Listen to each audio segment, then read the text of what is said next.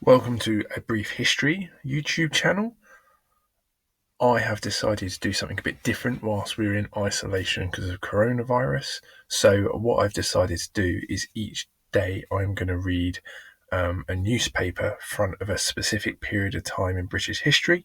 I'm looking at the Daily Mirror here, and I'm looking at the start of the First World War. So the aim is to read from the 1st of September right up until VE Day, or maybe VJ Day. We'll see how this goes. And I'm going to read and show you the front page every day. So today is Friday, the 1st of September 1939. And as you can see, this is the Daily Mirror. Costs 1 penny. And this is the official start of the war.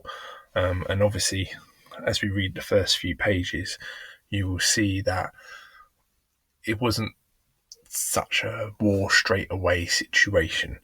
So, bold headline: Hitler's terms, Danzig at once, corridor vote. Germany's terms for settling the Polish crisis were announced over the Berlin radio last night. Hitler demands the return of Danzig at once and a plebiscite on the corridor at the end of 12 months to decide whether it should remain Polish. The terms, writes the Daily Mirror, diplomatic correspondence will not prove acceptable to the Poles or to Britain and France, and the German government last night announced that, as no reply had been received, they considered the proposals rejected. So obviously, as we know now, this is the start of World War II, but it was just a crisis back then.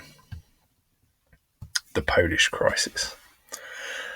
Their significance is in the fact that Hitler has modified his earlier demands, realising that if war comes, Germany must fight again on two fronts. Here are the terms set out in a 16-point programme.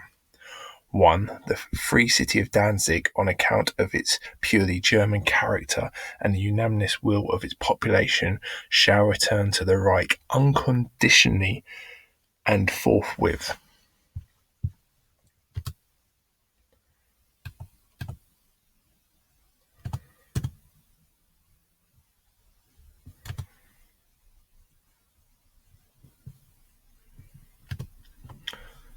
The corridor will decide itself whether it desires to belong to Germany or Poland, for the purpose of a plebiscite shall be held.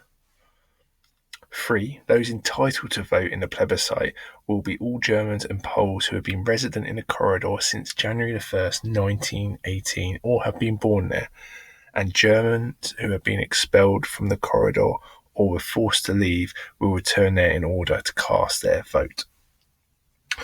4. In order to guarantee an entirely objective form of voting, an international commission will be set up similar to that which operated during the Tsar plebiscite. It will consist of representatives of Italy, Soviet, Russia, France, and Great Britain. The commission will exercise sovereign rights in the territory. The article goes on to say, all Polish police, military, and other authorities have to leave the corridor at the shortest possible notice, except at, I think it is, Gdynia, which will unconditionally remain Polish. The exact frontier between Gdynia and Germany will have to be determined through agreement between Britain and Warsaw. 5. The plebiscite shall not take place before a lapse of 12 months. 6. In order to maintain communication between Germany and East Prussia before and during the plebiscite, Germany will be granted a railroad and a motor road through the corridor for her exclusive use. That's quite a bold one, I think. The plebiscite will be decided by a simple majority of votes. In order to guarantee the safety of traffic between Germany and East Prussia, in case the plebiscite should result as a partition of the corridor, special motor roads and rail roads, and then it says continued on the back page. So that's the end of that article. It's quite interesting to see what's going on. As you can see in the top right here, the French cabinet, in an urgent 2.5-hour meeting last night, reaffirmed its promises to support Poland in case of aggression. A brief statement issued after the meeting said merely that M. Daladier had given the ministers a detailed explanation of the international situation. And obviously there's also the bold title which says Britain calls up more men. So you can get the sense that Britain is gearing up for war. As you would have seen before, if you've studied anything in the build-up for World War II, the Sudetenland was given in Czechoslovakia to the Germans, and this seems like it's going down a similar route. So